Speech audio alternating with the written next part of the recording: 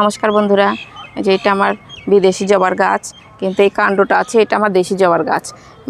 এইটা আমি কিছুদিন আগেই গাপটিন করেছিলাম, তো সেই গাছে যে এখানে গাপটিন করেছিলাম, তো এই গাপটিন করা গাছগুলো খুবই ভালো হচ্ছে দেখছি।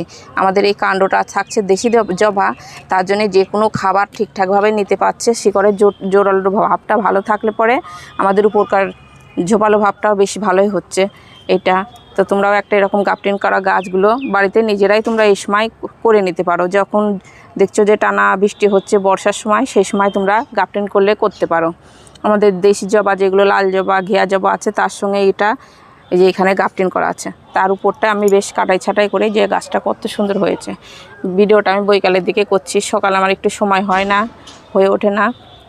এই যে তা ফুলটা একটু বেশ কুকড়িয়ে কুকড়িয়ে গেছে রোদ্দুরের তাপে, প্রচণ্ড রোদ্দুর। দেখো না যে কী পরিমাণে কুড়ি আছে গাছে। আজকে এই দুটো ফুটেছে, কালকে আবার এই দুটো ফুটবে, তারপরের দিন পরশু দিন আবার এইগুলো ফুটবে। যখন 4-5টা ফুল ফুটবে দেখতে আরও কত ভালো লাগবে। তো যখন দেখবা তোমরা গাছে এরকম ভরপুর ফুল আছে কুড়ি আছে, তখন কিন্তু তোমরা একদিনও যেন টবের মাটিতে যেন জলটা না শুকিয়ে যায়।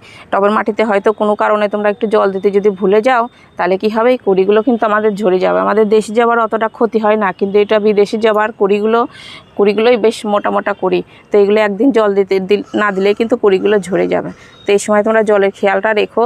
আর যখন দেখবা যে তোমরা গাছে ভরপুর কুড়ি আছে, তখন একটু বেশ পটাশ সারটা যদি জৈব সারটা দাও, তাহলে একটু বেশি ভালো হবে। ফুলের সাইজটা বড় বড় হবে, প্রত্যেকটা কুড়ি বেশ ফুটবে ভালো।